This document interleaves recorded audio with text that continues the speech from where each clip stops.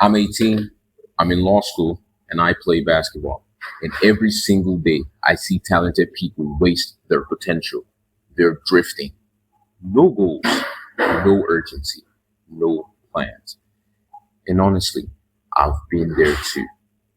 So I'm starting something, a podcast called Find Out with Steven. Not another motivational show with empty hype. This is actually where we find out how discipline works, how to build wealth, how to stop drifting and start moving.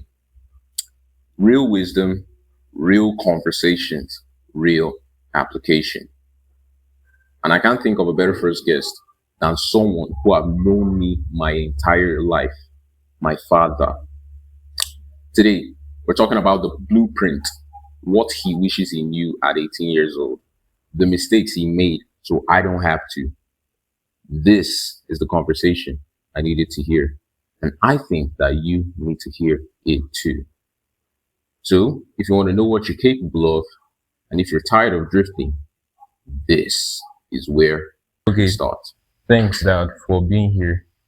So I'll go into the first question. When you were 18, what did you think life would be like? What is different from what you thought before? Yeah, first, thank you, son. You will start by saying, what's life on its own? A living being. And what is life like when I was 18? So like a dream. Dream in the sense that one never knew that at this age that I am today, I will still be wondering what is life all about. Some may say it's about waking up, sleeping and waking up and dying. But I feel there's a lot to it. More meets the eye. What you project to be, that's what you will be. Whatever you think, that's what you become.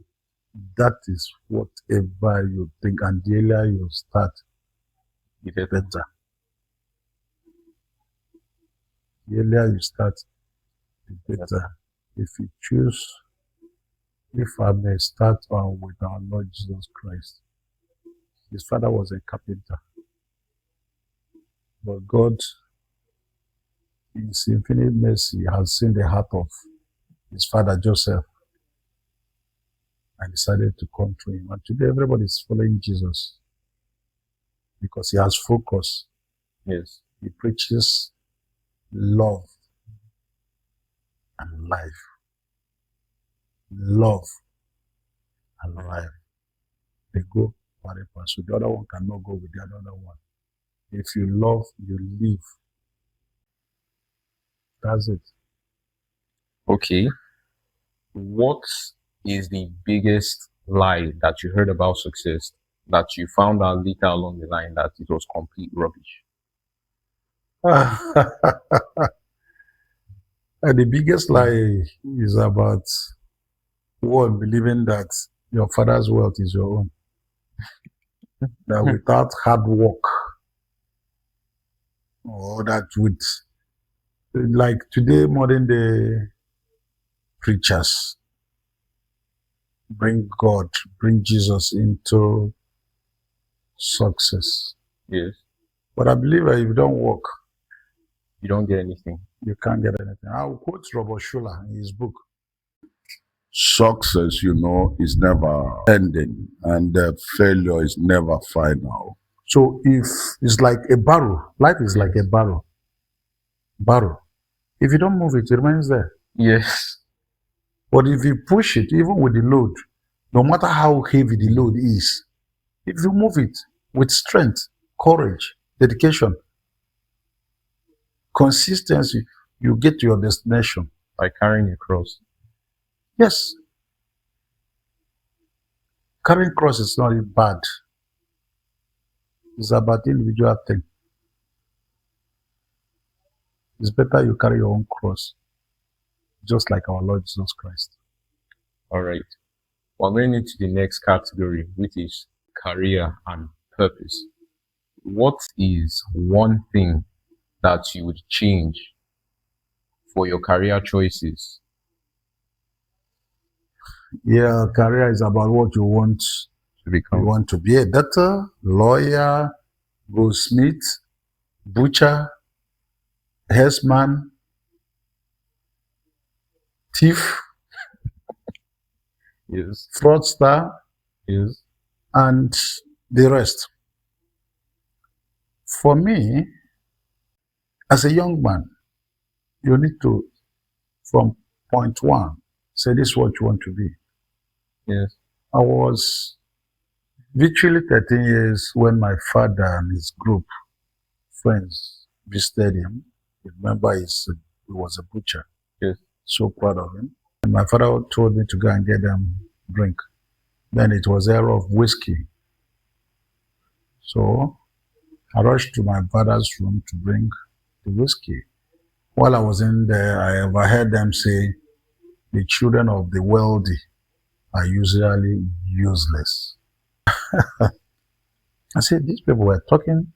Actually, they were talking to me and the rest of us that by the standard of my village, my father was comfortably rich.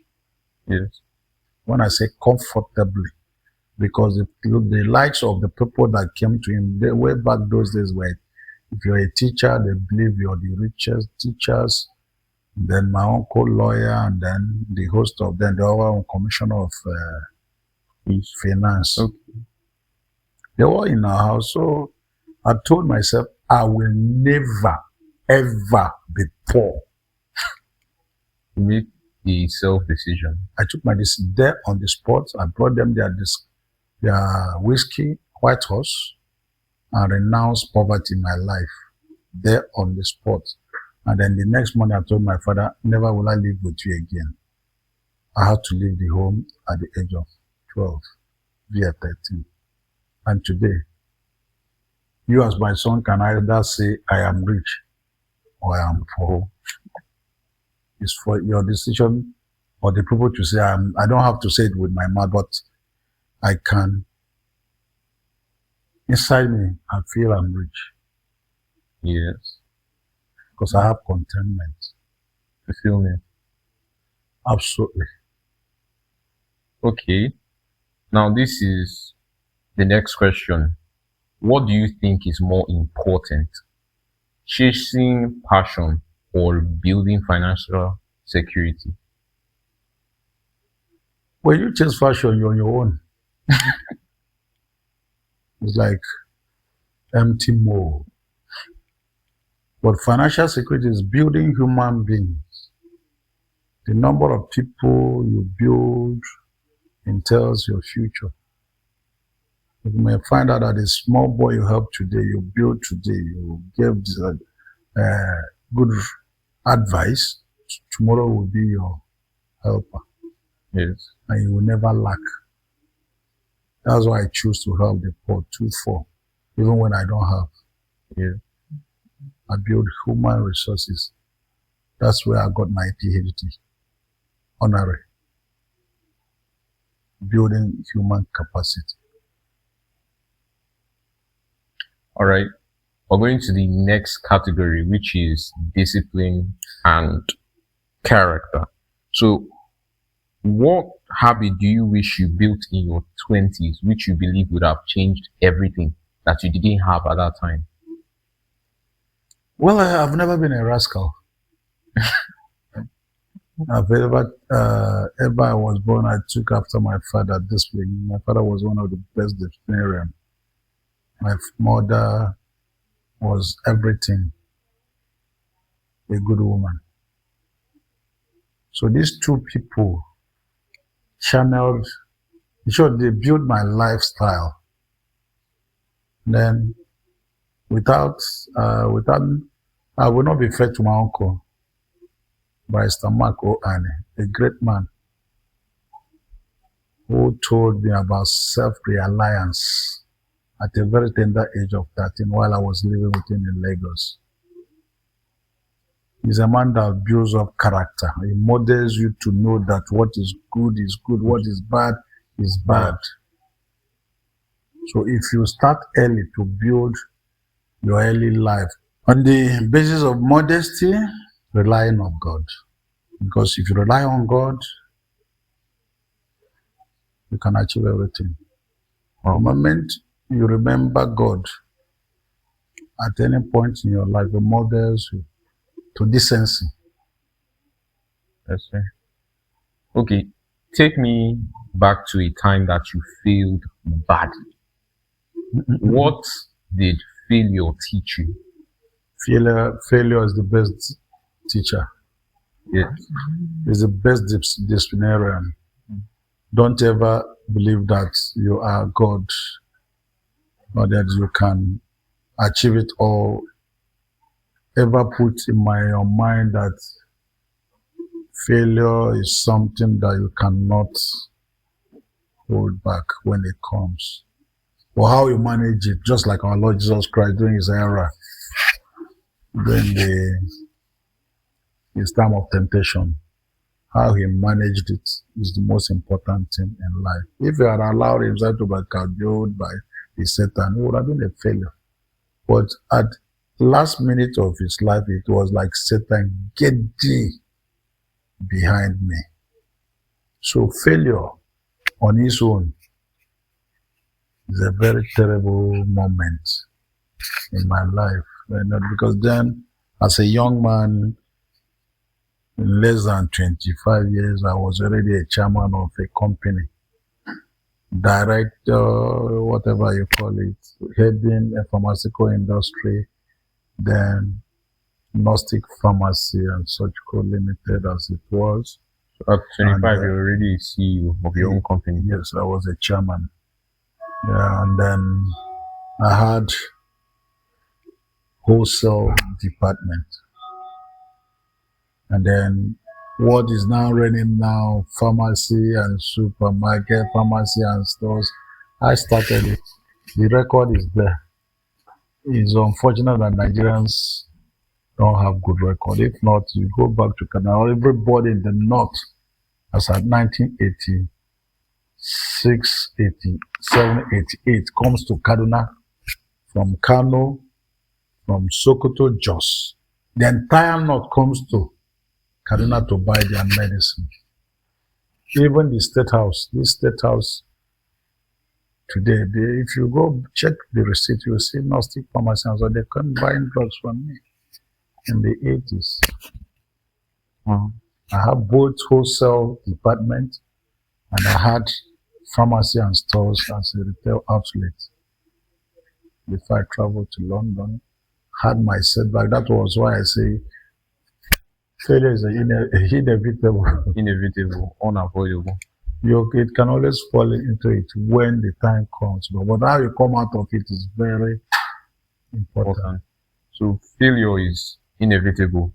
But what is more important is how you handle the failure. Failure is never final. Failure is never final. It's never ending. It can come at any time of your life when you least expected it. But if you have courage, you'll come out of it. So, how do you define discipline? And when did you realize you needed it? Discipline is about moral. Decide to be a responsible. I think, let me use a lighter language. Can decide to be a responsible person. And in my own case, I started at a very tender age because I took after my father. Eze Omerora the first in Okonano Kingdom. A man that was begged to become the Igwe, that's the king of the entire Obofia kingdom. And with animals, food, cola, and he rejected it because he never wanted to put himself or put his hand in any evil thing. but he was an upright man. So I followed the footpath of my father and my mother.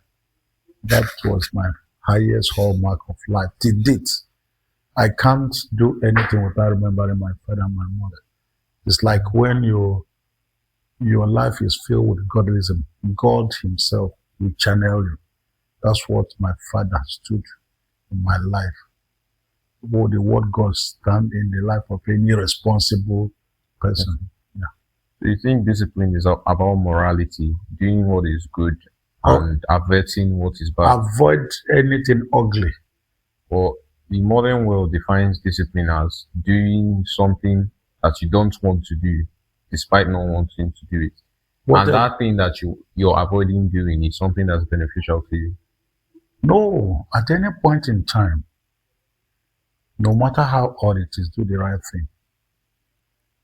I can give you a typical sample. Those who want to cut corners, like the 419ers, what is the end result? Failure, it doesn't last. It doesn't last. So we're moving to the next category, which is relationship and family. So what did you learn about choosing the right life partner? If you're a Christian, marry a Christian. If you're a Muslim, marry a Muslim. Most importantly, let it be your friend. Your friend can tolerate you, but to somebody who you pick from the street, who is after, maybe if you're rich, because the women of today, they're after wealth, Yes. while men of today is after beauty. Nobody's after character. It is when the woman must have come home or the man must have married. As a father now, what do you see in my generation that worries you, and what gives you hope about it? My fear about the modern generation, call them Gen Z, Gen Z, even if you call it Gen Zero, it's so worrisome because honestly speaking, sometimes I wonder where they are coming from, if they are of this world or the parents, we've lost it. The modern day children, they don't have moral. They don't even know God. Because if you know God, you can't be stealing, you can't go into ritual. Our parents never went into ritual to become what they are or what they were. In my own case, I don't know ritual. You don't even discuss it before me. But I'm okay. I'm financially mobile. I've trained one of the best head in my community, a consultant, physician. I've trained lawyer, you are aware. Yes, I've sir. trained microbiology, I've trained a market, I've trained billionaires. Not one, not two, not three. I have one in my family, which is your uncle. I have another one, Sonny. I have an Anambra, I have an Enugu too. So it's common. You don't need to be a ritualist to achieve all these things. Where creation is in man, and God himself is wealth because he created the whole universe. Randomly, everywhere is money, wealth. So I have no reason to, my fear about the modern generation, the Gen Z ascribed or whatever they call it. Yeah. I don't want to predict too because there's still hope. Yes. When I look at my children, because they are still part of the Gen Z generation. With my children, I still believe there is hope, total hope, because after all this, there will still be one in the midst of thousands that will say, no, this is not the way to go. Because the likes of Dangote, Ibeto, Boa, then you go outside the world, and Musk of America, Elon Musk. Netanyahu, and the one from South Korea, the one in Malaysia, they are not fraudsters or ritualists. Yet they created wealth. The people that built Ford Motors, Volkswagen, they're all manufacturers. Yes, they didn't. Great men and women. Tell me, the modern young men now that call themselves Gen Z, through fraud, they can't achieve anything. It will be total doom. But with my kids, I see a greater tomorrow. I give it to them. All right. We're moving on to the next category, which is money and wealth. What's the biggest financial mistake you've Money ever is made? satanic. Sorry, money created by man is what? Satanic. Satanic. Just gives the truth. God said you can't worship God and mammon. So what is money? Mammon. Wealth is of God. What is wealth?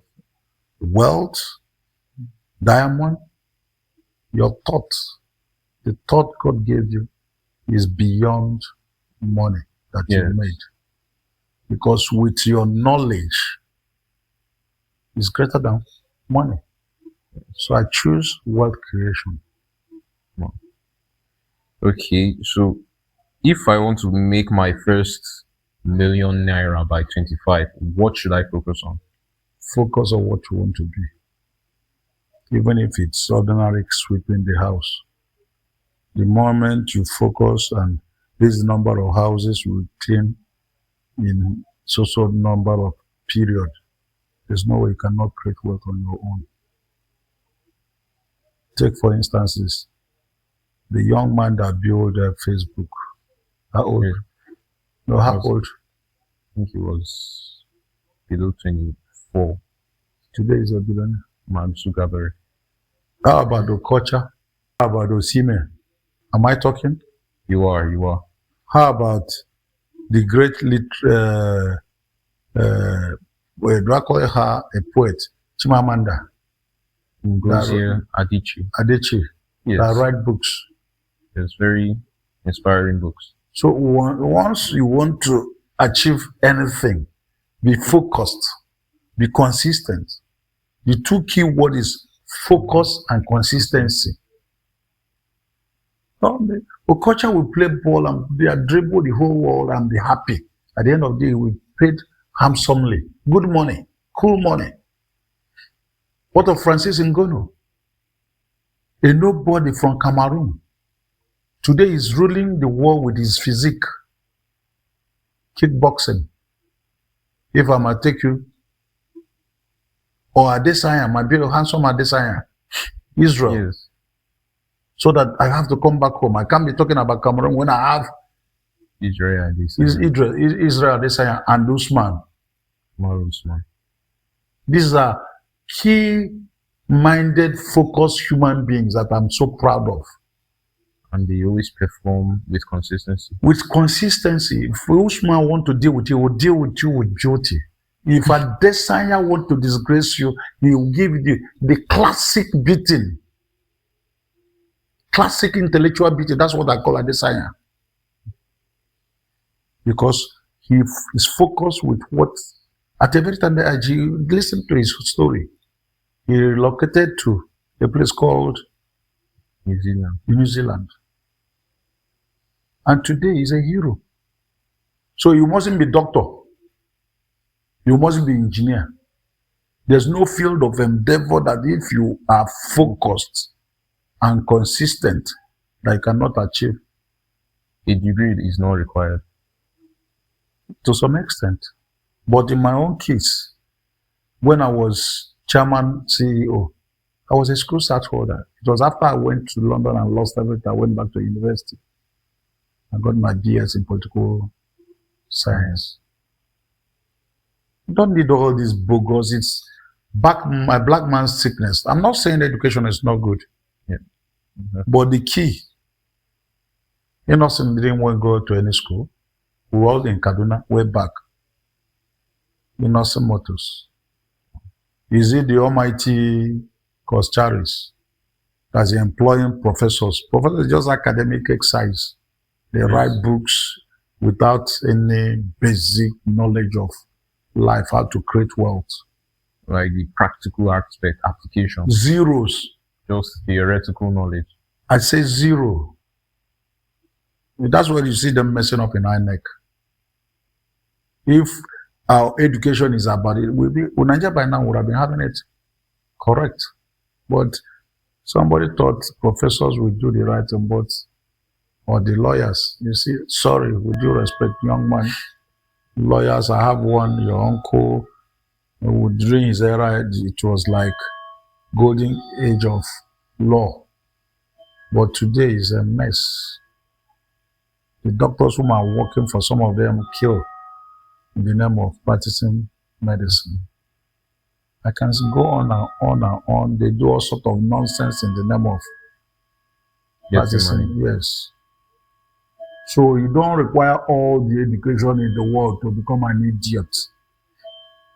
So basic education can take you far in life. Basic education. In Britain, 60% of them did not go to school. Go to Malaysia. Go to China. If I have not had the opportunity of traveling, then somebody will say, this. But it was that challenge of, is a dropout that made me even go back to school. But I don't need it because already the brain is functional. Yes. I can take you back, those that wrote the book you're reading, the law. They never saw any forward corner words. They're all philosophers. They were all called philosophers. They ask questions, they get answer. Where they fail, they continue until they get answer. But our modern day Africans, Nigeria precisely, they read without understanding. They just copycat and then copy and paste. That's what they do. Copy and paste without actually having the practical side of it is not there. That's why when you're coming from Nigeria to America, they give you exam because they don't believe in what you're doing here. They want the practical side, that thing you claim you are. I give education to the likes of Rufai, Hosseini on Arise TV. On Arise TV is one of my best. Father to me, the lawyer. These are my heroes. SAN, this man from Edo. Oh, why do I forget his name? My hero again. So these are the people I listen to. I can sit all day watching Hosseini, a brilliant man, or Father to me. In fact, I listen to Father to me even when I'm sleeping. I'll be listening to him. He's honest, he's an intellectual, he's properly read, and when he's talking, you see it. Even Speaker of the House, Kano, I can't write him off. Or my hero, Nnamdi Kanu. That is intellectual to the core. Intellectual to the core. Bunch of education, bunch of intelligence. These are the kind of people I listen to. And my son, Stephen, he has his own knowledge. I can't write him up. While I place my father, Ezomero had it first. So, and that's it. Because my father never went to any school, but he trained how many? 3 commissioners. Yeah? I don't want to count his children, but his younger ones. So you don't need all the education. No, necessary. Focus on consistency. Focus and consistency is the key. So we're going to the next category, which is faith and values. How has your relationship with God changed from when you were 18 to now? Faith is like hope given. Hoping on what that never existed. I call it marriage. It takes a great mind a very great, strong mind to have faith. It's vacuum, that place is empty, you believe. There's something there. If you're not strong, you walk into it and you're swallowed. But you have faith, even when there's hollow, it becomes the block, is something that is key. Value is key. It's like talking about God. That's value. Faith, I always say it as hope given. Something hoping against something that never Exists. but I go for value. What are your values? Moral. The moral value, because when you talk of values, what is good, All is not good. which And is nature. from the Stoics, this is relating to Stoic philosophy, which is aligning your life with nature, focusing on what you can control and accepting what you cannot.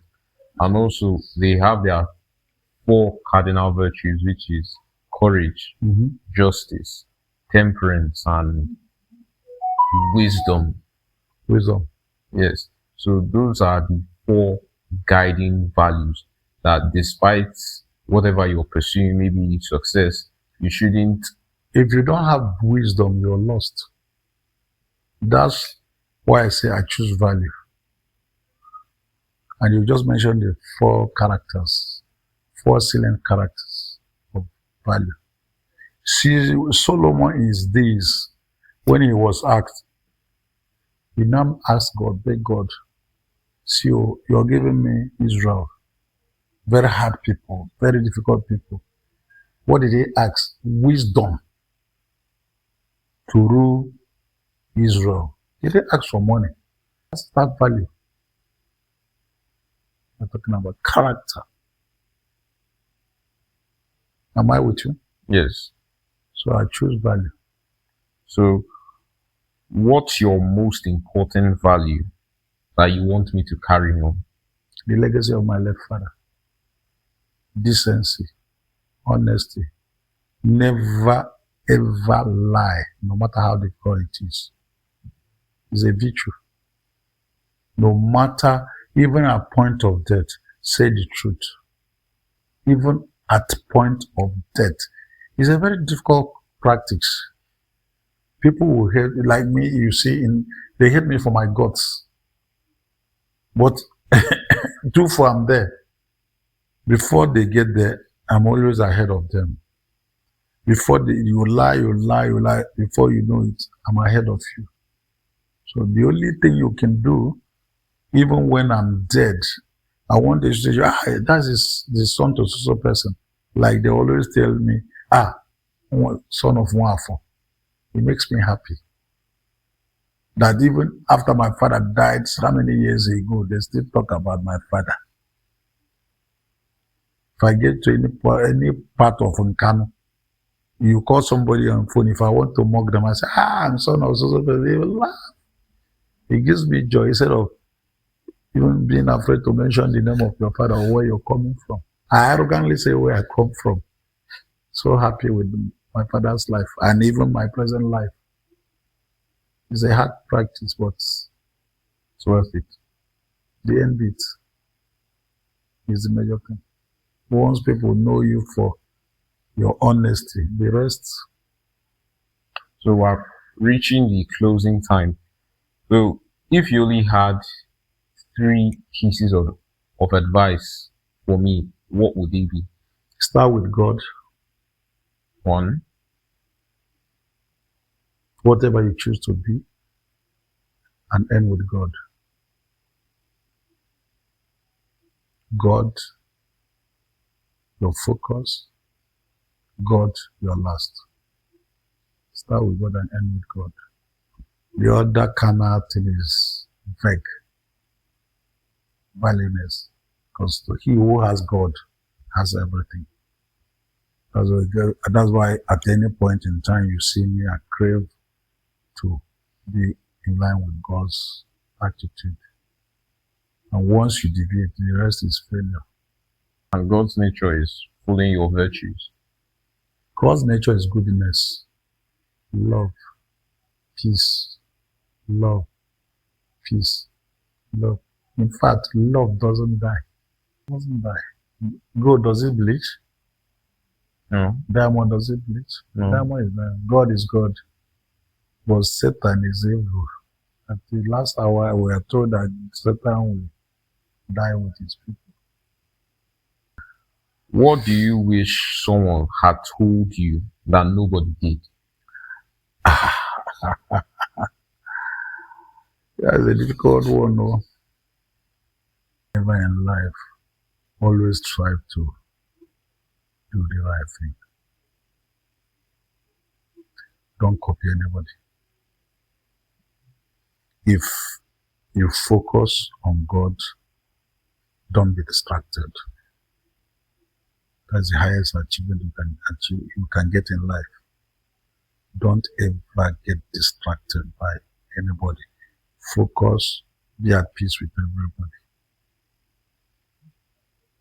At 18 already I've known that with sincerity, with God, you can achieve anything in life. That's why I'm never distracted. Even the one that happened to me was more of, I call it useful experience.